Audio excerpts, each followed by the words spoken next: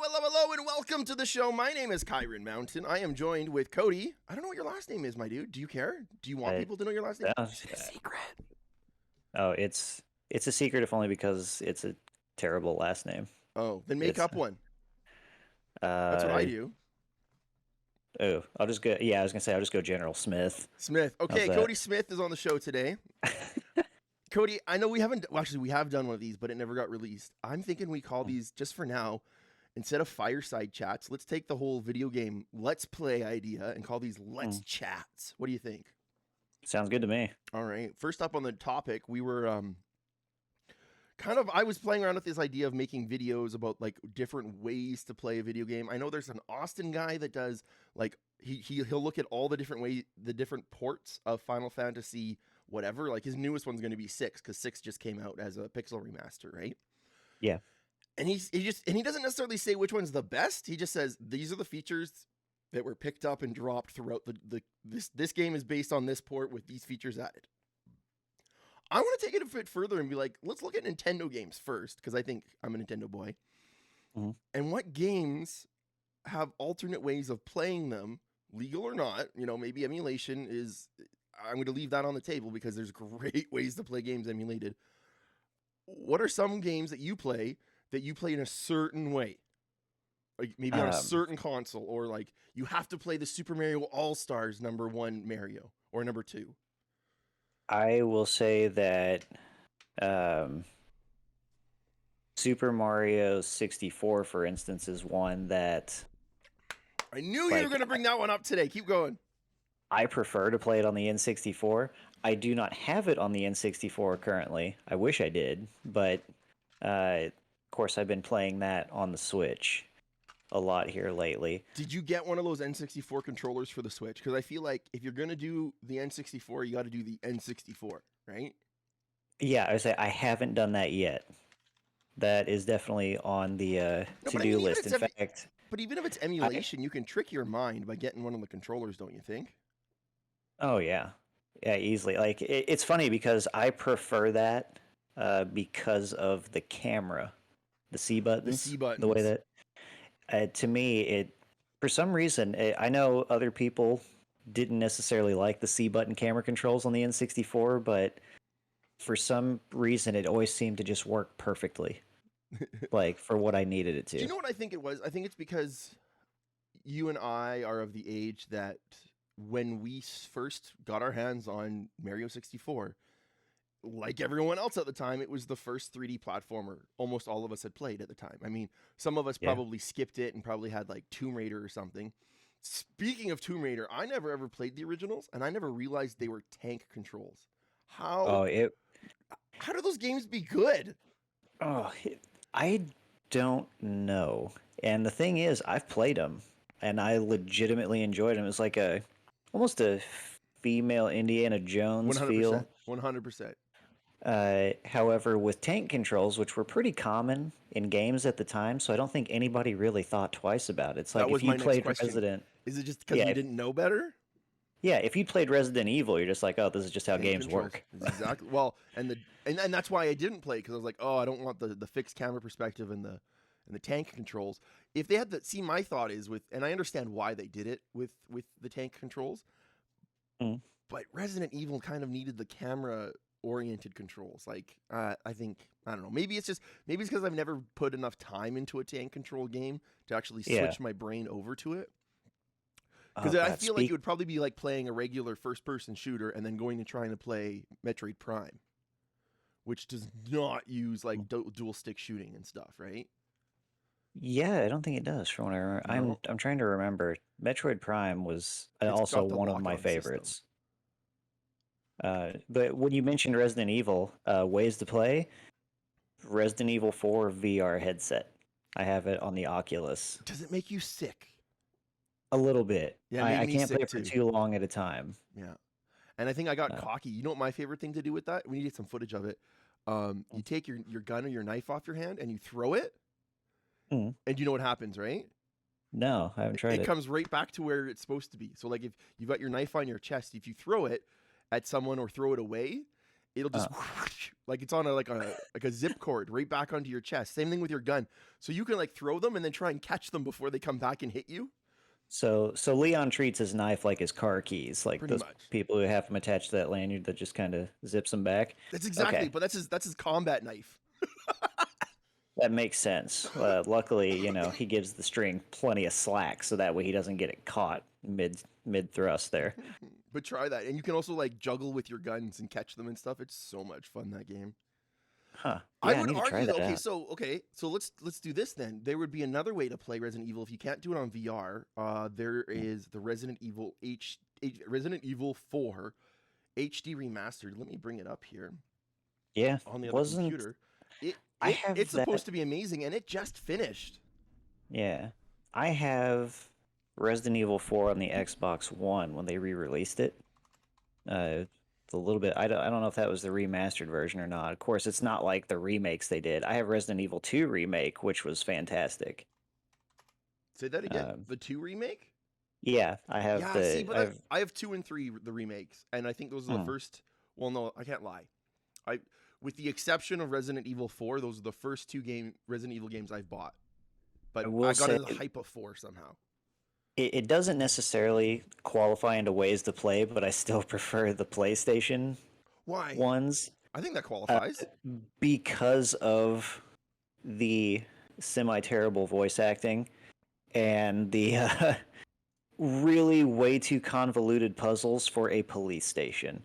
It just doesn't... Right? Like, who the hell built that? That's some Freemason, like, conspiracy theory level crap. Here, I got some footage running right now in the background of the HD remake. Keep going. Oh yeah, I was gonna say, like, move this statue just far enough, right? So that way this medallion pops out. You have to grab the medallion, now run back to halfway across the station to put it in a specific slot somewhere, and then it'll open away. So we weren't supposed we were supposed to be talking about ways to play. Now we're going to be talking about Resident Evil. I'm kind of a bit of a lore nut, considering I've never played. Like I consider myself a higher lore nut than someone who has never played, who's like me, has never finished one of these games ever. Put it that way. Like I always make it to the one part where you can start using your sniper rifle in RE4, and then that's when I stop playing, and I haven't got farther in any of them. But from my understanding, the lore that they tried to explain that in the remakes, didn't they? On why everything was so elaborate and why there was so much artwork and all this junk in the police station. I mean, they actually dumbed down some of the puzzles. Like, it doesn't take near as long. No, I don't mean like the puzzles themselves. I meant like the lore. Like, why is there this gorgeous statue? Why is there this piece of art in a police station? And go ahead. Yeah, the police station has ties to Umbrella, especially through the Chief Irons, I believe. He even supplies orphans for their experiments. Because he runs the orphanage too, doesn't he? Yeah. Yeah, that's the sick. So that's what I thought was kind of interesting, that they're kind of explaining that apparently the police station used to be a museum of some type, and then now Irons is getting like hand over fist money from Umbrella. What is he going to spend it on but really expensive art? And I guess the guy's got nothing better to do than taxidermy and make elaborate puzzles. Yeah, his taxidermy room's really creepy. Like, I never liked that character. No, just because he was such an ass. Like, there's nothing to like about him. Which was creepier though? Like, speaking of ways to play, bringing it back, which Irons is worse, the remake or the original? He doesn't seem to play as big a part in the remake. You don't think so? I think he looks more like a creeper in the remake, man. And with the extra definition, like the time he is on screen is, he's a lot. He shows, like, Sherry's there talking to Jill, and he shows up and he's like, "Hi guys, now get on the floor." And they're like, "Oh shit, you're creepy, mother effer."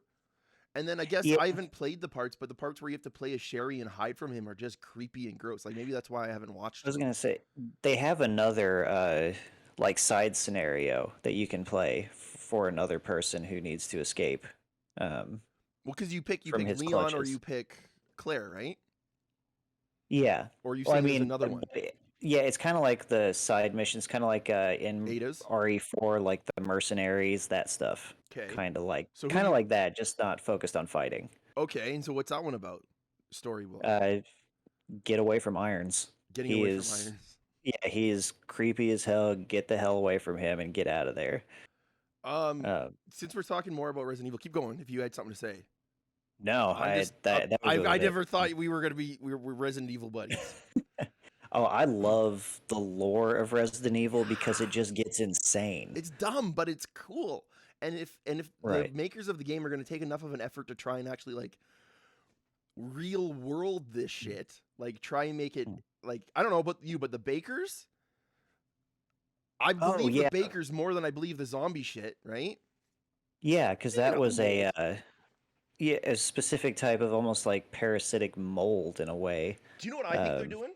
Oops. what's that? I think what was the parasite in 4? Las Plagas. I think the Las Plagas is going to get retconned into the mold. Oh, I mean that'd be interesting. I haven't played Village yet. Oh, okay. Well, then I won't spoil that stuff. I know part of it. What do you know? And then I'll try not to spoil it. Like the main character, I can't remember his name. Ethan. Okay, it is Ethan because I thought I was getting confused with another game for a Nope, second. still Ethan. Uh, Still hand cut off Ethan. he's still like he basically died in RE7, but that mold kept him alive. So he got very much the Baker treatment. Yep. And the main villain, like whenever Chris Redfield pulls his dick move and kills his wife in the beginning, that's not his wife. Isn't That it? was Are you sure? the villainess. That was Miranda? Yes. And, So it's about and how as much far is as I that? go. That's what you know? You know that. What the fuck, There's Chris? Why are you in here? You could have told me. Why you taking my baby? And that's it? yeah, it didn't it's like Oh, sorry. Small spoiler. Right after Chris and his team come in and kill, pardon me, what he thinks is his wife. mm. I'm just gonna take this off the screen here.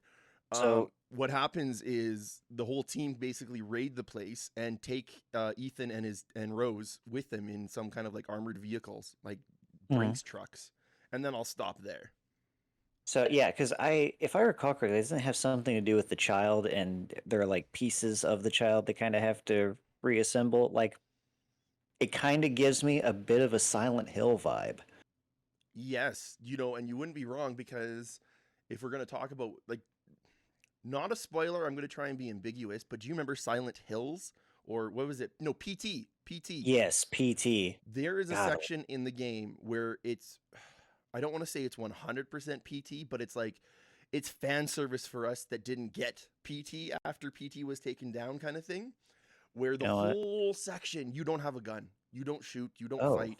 It's just okay. like an escape house. I'll call it like that. Basically, like an escape room when you do with your friends. Yeah, Whole thing is a super super super super creepy doll escape that would house. be that would be cool. I mean, Mm. and That's they why and I bought the Konami. game. That section is why I bought the game. Oh, oh yeah, Konami deserves to get trolled, by the way, for canceling Silent Hills after PT was so cool. They deserve to get trolled for more than one reason, if you Oh ask yeah, me. yeah. I say, their treatment of Kojima, especially. Well, that in the was it Castlevania Pachinko machines and stuff. Yeah. Like, yay, the series is going to continue in Pachinko. Oh, good. Let's dive into the lore of Castlevania pachinko machines. Right? You see, whenever you hit a jackpot, it's you know what, dude? You should catch up on Resident Evil Village, and then we should have like a whole lore discussion about how I feel like the. Oh, Go ahead. I'd love to, because I played. I didn't get into until a little later, but I played 1, 2, 3, 4, and 5. I skipped out on 6, played 7, You're way ahead of and me, man. I even played those rail shooters. See, I might try one of those. You know what we should do one day? I had to watch a playthrough of Code Veronica. I forgot about that one. Code Veronica, that was with the whiny Canadian, right? It was Claire. Yeah, and what's his name? Chris featured in it again. I can't remember the other guy's name. I But know he was the Wesker whiny showed Canadian. back up. The Yeah. redhead. He's like, Claire, I love Yeah, that's nice. Let me go kill the zombie you. now. Yeah. It's like, oh man. And then we could probably do a whole deep dive about why I think, because I'll put it this way: when you play some Megamyces, pay attention to that word. Whenever they mention the Megamyces, Mhm. story element, important. Okay. That's just like kind of like when you're going into class. Whenever a teacher says this word, pay attention. Okay. Because Yeah, and you'll figure it out by the end of it. The Megamyces is like it's the big final story thing, but. because I absolutely love lore deep dives, even if it's ridiculous. Like you have that much established history with a game. That's kind of why we keep coming back. And they've revamped the series because 6 was really not well received. Do you know what I've been doing some dig diving on stuff with lore and everything and watching videos, and apparently you're 100% right at launch, but apparently it's one of the better selling ones afterwards. I think that's because they dropped it down to like they have like wicked Steam sales though. Oh, yeah. You know what I mean? Yeah, that you're probably right on that I mean, one I own because 6. I just haven't played it. I tried to. I can remember thinking that even with Resident Evil 5's weird colonialism vibes that it gives off, Oh, you the mean the very problematic, which I remember thinking when it came out, like, I'm like, it's the setting it takes place in. What's the problem? And then about as soon as I get like maybe a third of the way through the game, I'm like, oh shit. bunch of Like it white finally dudes shooting dawned black on me. people? Is I that what you're mean, talking? that part I definitely got, but Okay, it but was what are you saying? What are you saying that I'm missing then? the imagery and stuff they associated with it in certain actions that those NPCs take. Because, I mean, if you're first You're talking off, about the tribal stuff. yeah, first off, they didn't have to set it in Africa No, but for I mean, what's one. wrong with it too? Because I think what their goal was to try and set it as scary in a place that's daytime, right? Yeah, which I mean, honestly, you would almost figure for Wesker's plans, though, a place that was still densely populated, where there would have been a heavier response to see how well they fared against a heavy response would have actually been better. So, like, because I think Resident Evil 6, in terms of wider outbreak, but especially if his goal was global saturation with it anyway by the end of it, it didn't really matter where he unleashed it. It just mattered that it worked. Do you know, Cody? Now that I think about it, with the exception of a village and probably 7, so Mhm. 7 and 8, I don't think I can really. Okay, maybe, and 1. I can't really think about where all those different outbreaks took place. We should almost sit down and chat about that. Yeah, 0, 1, 2, and 3 were all Raccoon City. I Yeah, cannot remember where that's supposed to be based for the life of but me right now. with that, well, somewhere like I picture it kind of like somewhere in the States or in Canada or Yeah, something, right? But and then that was Wesker and Albert. No, not that's his. yeah, That's the same guy. That was Wesker and what's his name, the scientist, Marcus Mark Birkin, right? or Birkin in 2 and Marcus in 0. Right, right. It was Marcus and 0, but It was Yeah, Birkin and Wesker that were the ones doing everything, even in 0. They were the ones back on comms, right? yeah, Okay, so that's 1, 2, and 3. 0, 1, 2, and 3, right? That's all one outbreak. yep, 4 was different because that was yeah. a, Was par- That was in Spain? yeah, and that was a more of a hostage situation. Yeah, essentially. And Wesker was still trying to get Las Plagas samples, though. Right. But at Like, that point, he was trying to find a new virus, right? yeah, I guess he was still trying to further his own aims, His which, research, we'll call it. yeah, which were always vague because then you get to 5 when he unleashes that attack on Africa. Okay, so that's my question. Um, So we're going back to 5 now. He intentionally releases the virus in 5 to do what? Just like you, test it? I guess because actually it's kind of vague. Like he'd already tested it on subjects and shown that it could be viable in test subjects. I guess he just wanted to test it against the BSAA, which again, if we're going back to that, he could have done it anywhere and got the same response. Well, wasn't there a movie with Claire where they did it on an airplane or something, and that one was kind of cool. Yeah, that was when I think that was when the Resident Evil movies started basically remaking scenes from the games. No, and I'm talking about like the animated one that actually uses characters like Claire and Leon.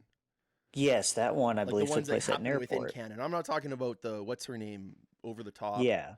Alice. Yeah. None of this Alice shit. No. I mean, don't get me wrong. I loved my Resident Evil movies and a hokey zombie movie kind of thing, but I would never try and compare the two. Except for looking at how they've influenced each other, maybe. I didn't like them. That now I think like I kind of liked them from brainless action perspective for a little bit. But then the more I thought about it, I'm like, this is like Resident Evil in name only. Yes. I think what I ended up doing was just kind of rooting that it would get good, or it would eventually just somehow tie into the game, but it never did. Oh, yeah. Have you seen the most recent one, Welcome to Raccoon City? No, I was curious about that because it actually looks somewhat faithful. The only problem I've seen so far with it, and I like it because I love the actors in it. What's his name? The guy that plays Chris used to be in The Flash, and he had his own show where he was some kind of a superhero who had superpowers, and he's great. He's the cousin of the guy that played Arrow. His last name's Amel. And then what's his name? Yeah. The guy that plays Birkin. He was Dark. Yeah, that was Birkin was Neil McDonough, I believe. That's his name. He was on Suits. He's on The Flash. He's all on the. Oh, he shows up everywhere. So my question for you with him, I can only think of him playing villains. Okay, he is also M. Bison. In Street Fighter, The Legend of Chun-Li. It is one of the worst adaptations I've ever seen. That's the one with Kristen Kirik as Chun-Li or something, right? Maybe. I can't remember who else. I tried to forget. I'll pull it up for us for a visual. That much. Yeah, like Street Fighter, The Legend of Chun-Li. 2009 film. Yeah, there he is. M. freaking Bison. Yeah, Kristen Kruk was Chun-Li. That's right. Okay, so I did have that right. She's from Smallville. That's why I remember her name. Oh, yeah. She's Lana. So, yeah, Neil McDonough. How'd you pronounce it? Donald? McDonough, I believe. McDonough. That sounds more right. I kind of want to watch this now. And he's again a villain. It's so bad, though. Oh, I know. That's what I feel bad. This guy's not a bad actor. He's a great actor. He's one of those that... Right. He's one of those that keeps getting shit films, though. Like, it was kind of like seeing Chris Evans in a movie for a while. Just be like, yeah, this is probably going to suck. And then as soon as he got cast as Captain America, I can remember thinking, oh, God, this is probably going to suck. Well, especially when you're watching it and you're like, isn't he the Human Torch? Yeah. Right. I thought that was funny, too. Sorry, I kind of stuck here on Kristen Kirik. She's so beautiful. But I also, again, like I said, I grew up watching Smallville, so she was kind of built to be my crush. If I'm trying to be like, wow, he was Bison. Yeah, it was so weird. Who's he? I think he's from something too. Now, God, what was it? Robin Shou was in it as well, and he was Liu Kang in Mortal Kombat. Oh, I like that.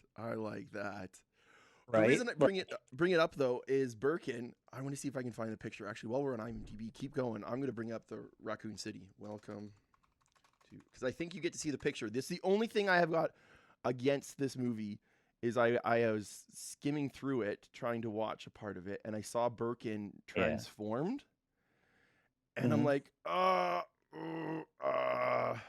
do I feel about this? We need to discuss one thing about Resident Evil, and it's always bothered me. If you're evolving into some kind of weapon, essentially, although I guess it's not technically a weapon, it's just your body is responding to a virus. Why does that virus make you grow eyeballs? They love eyeballs. Birkin, man. I think, you know what I think it is? I think it's Birkin loves eyeballs. I guess. Although, because it's well, mostly him, and anything that he's touched grows eyeballs. Yeah, although, what was it? Sadler in Resident Evil 4, he grows eyeballs on his legs whenever he transforms into his Sadler in big 4. parasite form. Okay, so does he have something from Birkin? Maybe is what I'm No, trying I to mean say. that's purely the Las Plagas parasite. Yeah, but that's it. Like Resident Evil 2 really like the whole eyeballs thing. 1 not so much. They just really enjoyed zombies, giant snakes, and Yes. the introduction of the tyrant. Yeah. Yeah, I think if we're gonna talk about believability and stuff and the eyeballs, I'm with you. You know, when you're mutating, are you gonna mutate a whole set of? Because don't you need like an eye socket and stuff, like bone structure? Yeah. Well, it's like you'd figure, like based on the principles of evolution, you're not going to evolve something that's going to make you weaker. Well, so yes, yes, yes. If we're talking about this as being true evolution, which I think some of Yeah. those, like if we're in this story, I think some of these characters are so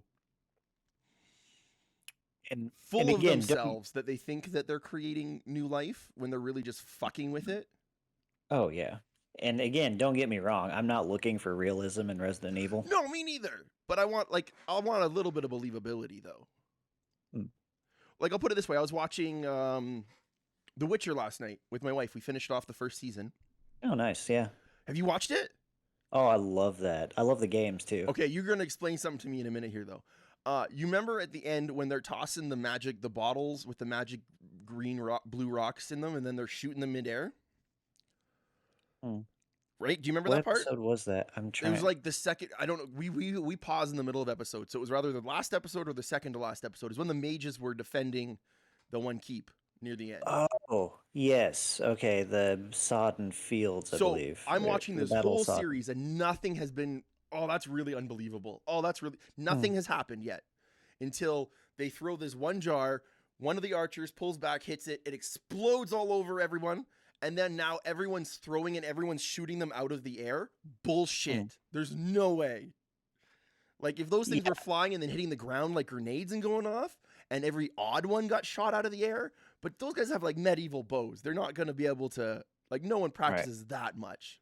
Well, especially for mages, like, they've really trained that much. They're perfect shots. Well, even that, the people that are there on the bows, because they were trying to defend a town. So who's the one shooting the bow? The mages or the? Yeah. I'm pretty sure the mages are the ones hucking the jars. Maybe, like, I don't know. Oh, well, that makes sense because even at that, they're not trained military either way. Only the one mage was apparently a military trained mage, right? Vilgefortz is actually he's the best looking character. He's incredibly dangerous too. The dude that can just pull swords out of his sheath, right? Yeah, if you've ever in the books, he is like, let's just put it that way. They kind of nerfed him for the show. I 100% felt like he was nerfed. If he would have gone up against Cahir like that in the book, Cahir would have been dead. Mm-hmm. Is Kay the guy he had that fight scene near the end with? Yeah. Okay. So, I mean, clearly, though, the way that one scene plays out, we kind of know Vilgefortz isn't exactly on the level anyway. But, but even the way that they kind of ramped him up in story-wise, I felt like that fight scene, like he dies, air quotes, by falling down a hill and hitting his head on a thing? Really? Yeah, I mean, he's not dead. No, I know he's not dead, but that's why air quotes. But it's just like, really, I'm sorry. If someone was that big of a threat, I would have chased them down and stabbed them. I wouldn't have just let them fall down a hill if they were like a big mage threat. My wife and I, it was fun. We watched that scene, we rewatched it, and we said, how many weapons does he go through? So he comes out of the portal with 2, and then he throws one. He goes through 7 weapons. He discards 7 weapons in that fight. Because he keeps pulling more swords out of his sheath, right? Yeah, he does. I can't. I just thought it was. I never bothered to count them, but that's freaking awful. No, Vilgefortz is absolutely. If you dive into the lore of The Witcher and look up the stuff that he does and is capable of doing, because through the book series, he never shows up in the games. He's mentioned. Oh. I'm not going to give any spoilers as to why. But he is very much a character that affects everything going on. Really? That's cool to know. It'll be fun watching what they do with him. Again, that's another one that whenever I started playing the games, I took a very deep dive into the lore. Okay, so question. I own Witcher 3. I've watched The Witcher first season. I enjoyed it so much that I booted up my copy of The Witcher 3 and started playing it. And I am Geralt. I am sitting in a big hot tub. And then I get out and I'm talking to Yennefer. Yep. And then I'm going outside and I'm hanging out with Cece. In my mind, the first season of the show is about those three characters. It's about Geralt, Yennefer, and Cece. Correct? Yeah. Why are they all together in the beginning of the game? I don't get it. Games take place after the books. Okay, where does the show take place is what I'm asking. Or is the show something completely different? The show follows the books. So we're going to get the non-game specific story. Yeah, basically the stuff they allude to in the games as to what happened in previous adventures covers what happened in the books partly. So you're going to get, if you play a certain section of The Witcher 3 and they finally get to that point in the show, you're going to be like, oh, that's what they were talking about. Gotcha. Okay. Do they do that in season 2? Do you know that? There's a little bit of that, yeah. Okay, so so if I start playing Witcher 3 and watch season 2, there'll be crossover. Yeah, I think they even alluded to that at the... Well, I'll put it this way. The very, very small knowledge I know about the beginning of the game, I caught little head nods to the game in the show. Oh, definitely. And, yeah, I'm pretty sure if you find any nods to the game, that's Henry Cavill's fault because he's a huge Witcher nerd. Fucking Cavill. Oh, yeah. Do you know what? I'll say this about Cavill. I was talking to my brother-in-law, who's also a Witcher 3 big fan. And when I tried watching The Witcher once already and then couldn't finish it, whatever reason. And I think it's because originally I'm watching it and all I can see is Henry Cavill in a wig. I see Superman in a wig. And that's my fault, my problem. Because once you get past the first episode and you realize why Geralt is talking the way he does and everything, my wife's like, he's kind of a dick, eh? And I'm like, he's got no emotions, Kristen. He's supposed to be emotionless. And I think Geralt's tell me if I'm wrong because I'm a newbie fan here. He's emotionless, but I think he's probably closer to the emotional side of all of like if you were to put a bunch of Witchers in a room, he'd be the most emotional Witcher. Yes, that is true to a certain most point. Human Witcher. He is. They're all human, but they're all disconnected from humanity because that's what I meant. Humanity, like he's the closest to human in a humanity sense. Because it's strange. Like they care about what they do, which is killing monsters, which in turn protects people. That's the goal. I will say they do not get attached to people because they will most likely outlive them. If I recall correctly, Witchers have... Yeah, I think Witchers have an extended lifespan that comes from some of the mutations. No. But, I mean, if you left a Witcher alone, would they live forever? I mean, they would live for quite a while, but Witchers typically, as they say in the show... That's what I was just going to say. My favorite line from the show is, they don't retire, they die. Yeah, they slow down and die. Like, the monsters will eventually overtake them because they just can't keep up with it. Well, I mean, what was that one Witcher that got his butt handed to him right away? And then they were trying to say that he ran away with the money. Right? He got an early retirement. So what did we talk about today? We talked about ways to play. We never talked about Zelda like we were going to. Let's wrap up. Let's finish up with that. We talked about Resident Evil. We love Resident Evil. We both found out. And we're talking about The Witcher, how you love The Witcher, and I'm just getting into it. Oh yeah, there's so much deep lore there, and a lot of the creatures in The Witcher are based on, because the writer of the Witcher book series was from Poland, so there's a lot of Eastern European influence on all of those creatures, kind of stuff, right? Like these are actually like creatures that are thought to have existed in real life, kind of thing, right? In lore. Everything from the Ekimuras to the Strigas. Strigas are cool.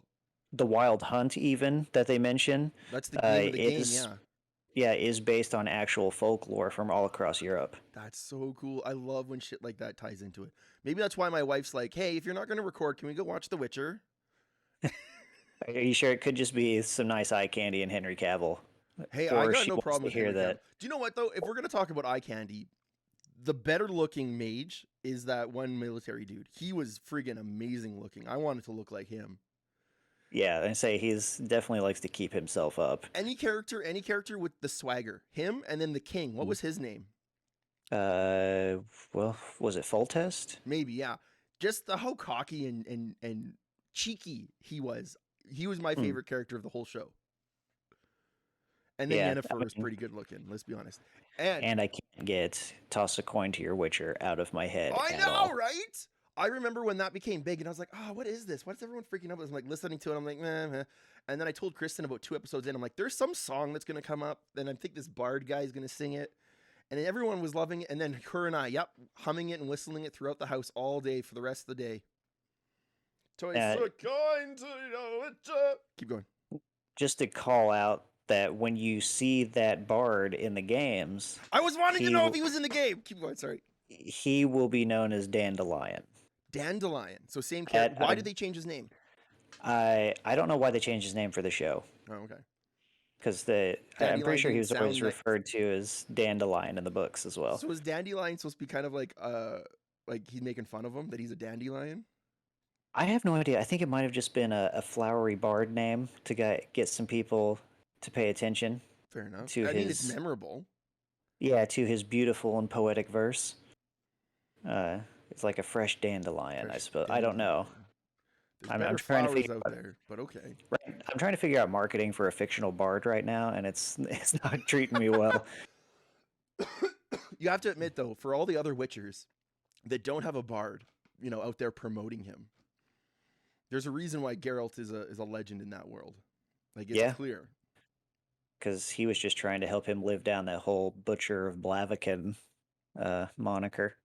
Oh, is that what he was doing? That makes sense. I gotta read these books. I wonder if they're on Audible. I'm gonna go grab me an audiobook. I love the audiobooks. Was it Charles Sapkowski, I think, who wrote them? It might be. I'm not sure. Let's circle back around. Speaking of adventure games that take you in time of medieval place, not World of Warcraft, Legends of Zelda. I've been playing my way through Ocarina of Time recently. Ways of play. Let's talk about this. I'm emulating it on a Windows PC with a touch screen and using a 8-bit DOE controller. Here it is. Because it has gyro. Because I can map it as a Switch Pro controller, so I can have the gyro aiming of the 3DS. Okay. I've just finished the third temple. I had to, and I'll be honest, I've had to look up a walkthrough a couple times. So are you an adult yet then? Like when you say the third temple. So I've decided, and this is what I want to say. I want to ask you, I'm going to review the game based on the first 3 dungeons, aka up until I become an adult. Like, I'm going to stop playing once I'm an adult, and then I'm going to write a review. And just say, if this was the whole game, if this was the first season of The Legend of Zelda Netflix special, how would it be? Because that would be a season on Netflix, and then next year we would get the adult story. Actually, if I had to rate it just on the child temples alone, it does enough world building that you actually get a really good sense of what Hyrule has to offer. You get an idea of the characters, you know what the stakes are. Exactly. And that's actually kind of a perfect cliffhanger to leave off on season 1 on, is we got the 3rd spiritual stone, and he's getting ready to pull the sword. No, see, I think what you do is you do it right up until he pulls the sword, and then you see Ganon laughing at you when you cut it there. Yeah. That would be the perfect ending for like a season 1 of that. That's what I'm doing. That's what I want to do. I want to review it based on ending it right there, and like, all right, guys, I just finished playing season 1 or chapter 1 of Ocarina of Time. Here's the review. I will say that the only part of those first 3 temples that I hate is dragging Princess Ruto's ass along for the ride. Oh yeah, I remember when I was doing that. I was playing that today, and I'm like, "Come on, sweetie, let's go." And it's funny now that I'm a dad, and the words I'm choosing to call her. I'm like, "All right, kid, let's go. Yeah. All right, come on." Where I remember playing as a kid, I'm like, "You come on, bitch, you jerk." Right? She was such an entitled brat. Nosed brat, man. And I hated it. And then I got the water temple. I was going to say, and then I got to thinking, this is the worst thing that will involve her for the entire game. so I could just gut through it. And then I got to the water temple. She makes an appearance in the water temple. Of course she does. So I still associate her with that pain. And it's not that the water temple is incredibly difficult. It's just annoying and easy to get turned around. My question to you, have you ever played the 3DS version? Oh, yeah. That's actually one. If we're talking about ways to play, that's one of them because you get that touch screen. It's just easy to cycle through. But also, you're able to turn the boots into an item that you can equip and unequip without going into your inventory. Exactly. Like, that's the reason I'm playing this version. That and gyro. Oh, there's so fewer pause screens. It really is wonderful. But I want to do this at you. I want to throw this at you. I've got this little guy here, my Retroid Pocket 2. It's about the size of my phone. Okay? It's a wonderful little unit. I was playing, and then lying in bed last night, I decided to boot up Ocarina of Time because I'm obsessed all of a sudden. But this time I booted up on the N64 and I played through the Deku tree, the first dungeon. I played through it on the N64, and I don't think I've ever played through it on the N64, actually. Goma is way scarier on the N64, bro. Oh, she definitely can be. It's funny you because look up and all you see is this eye. Like in the 3DS version, you can see Goma up there on the wall, but the N64, all you see is the eye until she like comes out of the darkness at you. You're like, ah! I know why I didn't play this as a kid. I can remember that game came out. 98? It actually got released in 1998 on my birthday. Fuck you, really? Did you get the golden cart? I do have a golden cartridge. You have to have a golden cart, man. Have to. And it was one of those games where it's like, in terms of gaming, like 97 and 98 were where some of my favorite games in history have come from. Just to give a shout out. Yeah. Just to give a shout out in this case to Bo, then also part of Super Nintendo. Xenogears, quite easily my favorite game of all time. Oh yeah, right? and 1998, and of course Final Fantasy VII came out in 97, and it was Bo that introduced me to that as well. Of course, when you have a cousin who's into that stuff, it's easy to get introduced to that, and if you got ignite the fire from there. I'll put it this way: I bought a PlayStation for Monster Hunter and Final Fantasy VII, and I think I played Tony Hawk on it the most. And then I got rid of it. Like I haven't owned a PlayStation since, but I mean I get it. If you were introduced to Final Fantasy VII and the PlayStation, I understand why you got one. Oh yeah, that's the reason. That's actually the reason why I got one. Come to think of it, was because of Final Fantasy VII, and then all of a sudden, Bo stops by my house again a year later, and just like, hey, I found this cool game called Xenogears. It's like, okay, let's boot that shit up. Let's see what's going on. So Xenogears, Xeno or Xeno, or does it matter? I don't think it matters. Okay, Xeno. It's not connected to like Xenoblade. The Chronicles. I'm thinking like, are they even the same maker? Are they just different? They are same maker but different companies. So he used to work for Square. Okay. And then he left and formed Monolith Soft. So are we talking kind of like, what's his name? The guy that used to do Castlevania and is now doing Bloodstained. He's basically doing the same thing, but he can't use the old IP. Is that the idea? Exactly. Okay. Yes. So he can still use the word Xeno as long as he adds a different word after it. Yeah, because Xenosaga more directly tied into Xenogears. More set like prequels almost. Okay. Although couldn't call them prequels at all. Xenoblade, I'm not sure about. And we're gonna probably deals with a lot of the same stuff. Yeah. In fact, like I'll show you how far my nerddom goes with Xenogears. Let's see it. I have a tattoo. He's pulling his pants down, guy. No, he's not. Oh, so what does that mean? That is from one of the major religions in Xenogears. It's the Cross of Nisan. Okay. Or Nisan. I've heard it pronounced both ways. Nisan. That's cool too. So yeah, their cross is supposed to be a representation of two angels with one wing apiece, using each other to be able to fly. Okay, and I think I know the answer to this, but I'm going to ask it anyways. And what does that mean to you? And why did you put it on your body? Oh God, there is so much behind that one. Can you give us just a tidbit? That game is all about it becoming whole in one way or another. It is about finding your own way, casting fate aside, and figuring out yourself, like guiding yourself forward. There is so much psychology at play into it. There's a lot of Nietzsche to be found in that game. There's a lot of Jung. There's Freud. Freudian stuff, A okay. lot of different principles, I believe. I mean, especially when you start to get into the shadow self, anima, animus. That's not Freudian. That's, I believe, Carl Jung in that case. But Freudian in the deals the concept of the id, ego, and super ego. I knew that one. Sorry, keep going. So yeah, it deals with all those, and it also touched on a lot of different topics that are still relevant today. Like they dealt with, uh, we'll say priest abuse, to put it in a nice way. But it was that use of religion as a cudgel, partly as well. So good it was a choice lot of words. Yeah, so it was very much dealing with those principles, and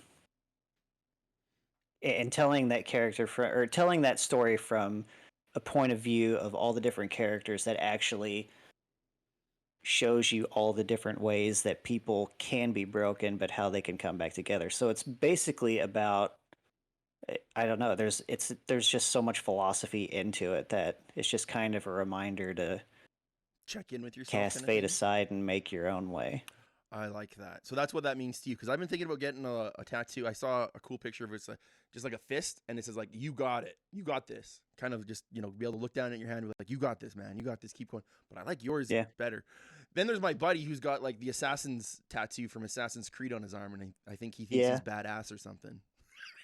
Or he just likes jumping off of roofs into haystacks. That's what I asked him, and he said his back hurts when he tried that. So I don't know. The fact that he tried it, I think, said everything. I'm making stuff up. I was going to try to do a Spider-Man reference about my back hurt, Oh, yeah. Tobey Maguire. Get the Toby from, was that Spider-Man 2? I believe it was the second one or the third. Yeah. It wasn't the first one. I know that. I just remember my back. Because he runs out of web fluid, right? Remember, he had a block. Yeah, that was the second one. Because, he had that block, and then he falls and bounces off all those fire escapes and lands on a dumpster. Oh. Well, then, okay, you know what? He falls more than once then, because he falls on a car at one point, too. So he must run out of fluid twice, I think. I'll have to watch that movie. It's been so long. Yeah, it has been. Okay, so if you're going to... let's bring her all back. If you're going to play Mario 64, and you say it's your favorite way to play is on the N64, this week, I am going to make one of those PC ports, and I'm going to send it to you. Will you give it a shot before we get a chance to talk? Like, will you have time to be able to give it, like, even 10 minutes? Yeah, I should. Okay. I mean, I think it'd be great. I'm always up for new ways to play, because I consider any way that's unique. I mean, anything from speed running to... No, you have to be a left person to do that. ROM hacks. Well, I mean, I'm not a radical leftist. Right. As per that one Twitter feed that apparently... We never got to talk about that, so people don't know what we're talking about. We had an episode where we dug into this, and we might do it again. I think we're going to get into it again. Where there was an article that said some funny stuff.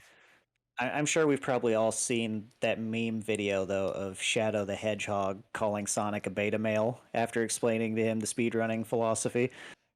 So, yeah, just go and look at that if you haven't caught that sometime. But I do appreciate the skill that goes into some of these ways. It's like the no revive runs on Pokemon.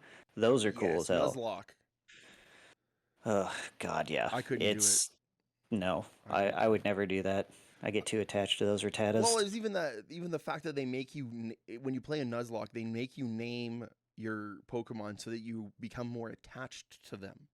So when they die, quote unquote, you have to release them and not use them ever again. I'm like, no. If I'm attached to this guy, he's not going anywhere. I mean, if that's the case, I would never use Squirtle. Right? He would just stay in the Ever. box. Like Experience I sharing wouldn't month. want to. I wouldn't want to let him go. Your poor Like, little. I mean, if it was a Bulbasaur, whatever, fine, release him out into the wild. In fact, Charmander. he would thrive better out there anyway. True story. I was just thinking about how you were saying back in 98, 97, all these really amazing games came out. When we're looking at Mhm. things like Mario 64 and we're talking about new ways to play it and how many times that game has been remade or re-released. Final Fantasy 7, another perfect example. We even have I would consider the Final Fantasy 7 remake. Is it called remake? It's a sequel. Yeah, Let's be honest. kinda. Have I you mean, played it? Yeah. It Final Fantasy diverges remake. huge from the story, doesn't it? Yes and no. Okay, well In here. certain ways, it does, and they're trying to bring it back around in some ways. But I, if they're leading into what I hope they are, Okay. then it will be an extremely satisfying payoff. Well, let's hope so. Because from my point of view, I haven't played it, and if you're going to play it, maybe just bail on. We're going to wrap up after this. Maybe bail on the video right now. We're going to talk about spoilers for Final Fantasy VII Remake that's been out for a while. Mm. Someone key doesn't die, and if you've played Final Fantasy VII, you know who I'm talking about. Oh yeah. She doesn't die, and then Red 13 is in before you leave. Like Red 13 doesn't show up till way later in the story, right? No, he shows up in Midgar. Does So, he? the major character death I think you're talking about, since you referenced her, doesn't occur At until about a all? third of the way through the game. Oh, So it so would she be still after. dies in the remake? Well, no, because they didn't get that far into it. So Oh, so she still could. essentially, they turned, what was it? Final Fantasy VII Remake turned a 2 maybe 3 hour section at that, if that, of the original game into a game entirely by itself. But I thought when they were doing it, it was more like along the story. There's all these little hints about destiny and what's supposed to Mm. happen, and that you can change your Oh, destiny and do that kind of stuff, right? So she doesn't yeah. die in this one because they've changed her destiny or something. Is what I thought was, unless I haven't Well, played it. I haven't played it. we'll see when they actually get to that point in the story. Okay, And that's what I'm curious about. I because I mean because that'd I'm be some kind of hardcore wondering. fan service, hey, if she doesn't die. Yeah, but the thing is, if she doesn't die and the story still progresses the same way, It can't. then the planet's doomed. Oh, see, I guess I don't know the rest of the story as deeply as I used to.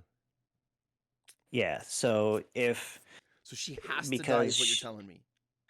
she became part of the life stream, Right. and That's. at the end, It wasn't just that the her Sephiroth's a dick. yeah, her prayer, which was holy, the big blue blob trying to block Meteor and destroy it, Right. wasn't powerful enough because it was too late. But she rallied the live stream to come and attack Meteor as well and bolster Holy. And that's why So he came in so even in death, she's the one that actually saved the world. I love Like, her. The game should be I about mean, her. yeah, Cloud So and you want to everybody make a did it, bet that she you know. doesn't die then? She doesn't die, and then she still somehow Well, saves the world? I think Or she dies later? if she could. My Self-sacrifice. thought is she kind of, if she decides to buck fate, because she didn't choose to die the first time. No, she definitely got Like, surprise attacked. yeah, it wasn't for. It wasn't any selfless. It was anything. She was just doing something, and then I remember the cutscene just She out of nowhere. she was trying to do something for the greater good, but she thought she was going to walk away from it. 100%. If she knows what she knows now and knows that it might be the only way to save the planet, would she still do it? And I think that's what's so cool about this game is that it's quote unquote a remake, but it's really a sequel. And now that other characters might be back from the dead, Like who? Zack. Oh, really? Cool. Yeah. I like Zach. So if that's the case, maybe because she doesn't necessarily have to die, but she's the one who rallies the live stream. So unless they can find another way to do that, Or just do it later on with her, some kind of heroic self-sacrifice near the end, maybe. I don't know. Yeah, I I remember mean, using her so much, and then suddenly I couldn't use her anymore when I played 7 the first time. because that was kind of the tragedy of Aerith, was that she was the last of her kind, Well, she was a halfie and though too, wasn't she? Or was she a full breed? yeah, yeah, because Professor Gast was her father, Mm-hmm. and See, I he was remember not a some Cetra. things. I remember some Yeah. things. So if, because I'm thinking, if she doesn't die there, it's not. If they're still going with that route, like since she was the last of Cetra blood, so the life stream could potentially be under But her was she the command from last? the way she could Didn't we meet commune with the planet. didn't we meet someone else who was Citra blood though? Right when Red 13 joins Well, your party? Sephiroth was rumored to be a Cetra blood, but it's because he had Genova He had cells in him. Genova cells, Genova yeah. was not a Cetra, though. No. If anything, it was So, like a Resident Evil bioweapon thing, right? somewhat, yeah. Something like, yeah, along those lines. Um, so, I mean, there's definitely a few ways they can play with it. Aerith doesn't necessarily have to die, but the live stream would still have to make its appearance if they keep the story going on similar beats, They would have to which get a they cool have so far. they'd have to get a cool reason why. Yeah. Mm. You know, but in all honesty, it'd be kind of nice to see Aerith just end up happy, living out her days with Zack like she wanted to. Oh, is that who she's romantically with? So that would leave Tifa with Cloud then, Mm. eh? Yeah, and it's funny because that's the reason why Aerith liked Cloud so much, was because he emulated Zack. Yeah, because I'll be honest, when my first playthrough, there was a couple times where I thought Zack was just prehistory Cloud before something happened to him and he got blonde hair, right? Because they look a lot alike. Let's be honest. Oh yeah, In the and OG game, at least. because I played the prequel game too. Was it Crisis Core? Yeah, I think that's what Where it you was play called. as Zack? Yeah, you do Yeah. play as Zack. You Zack, and you're part of his little team. And then wasn't there that movie where I think Zack was Yeah. a main character for most of it? They had Final Order, Final Fantasy VII, which was an anime that was all about Zack and their attempt to escape to Midgar, and then he was also featured in Advent Children as kind of like an apparition that hangs out with Aerith in the afterlife. So, still kind of happy, I guess, for ending for those two, except for the whole had to be dead thing. Speaking of ending, when we sat down, we were going to probably go for 15, 20 minutes. I'm looking at the recording. We're into an hour. Cody, we could go for another hour. I know we could. Let's wrap it up Easily. here for our first episode of Let's Chat. We've talked about so many things. I think that this is the format. As long as our boss is okay with it and he lets it go to the channel and you're seeing this, there'll be another one like this, I think. Cody, this went well. What do you think? I think it went great. Love it. Do you got anything to say before? I enjoyed it. Yeah, I enjoyed myself too. Thank you. Do you got anything you want to say before we wrap up? Sign off?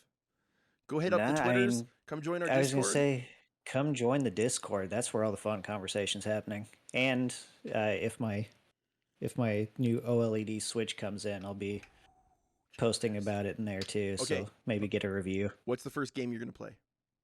Or going to try? The only one that my son right now has my Switch. Well, actually, I mean, it's his Switch. If we're going to be honest, he plays it more than I do. But it's at his mom's house. But I smuggled Metroid Dread. That's the one I hoped you were gonna say. Yes. I smuggled it out of the pile. I've played through it 3 times. It's such a good game, right? Yes, I've done it on easy and on hard. And now there's that super hard mode. Yeah, which I haven't tried yet, so I think I'm going to do that too. You're dead, man. That's fine by me. That's basically what playing on hard mode was like to a certain degree. I took 3 hits instead, but that's ridiculous. Okay, but go enjoy your Dread and your OLED, my friend. Oh, yeah, I'm supposed to pick it up on Sunday, so I hope it actually comes through.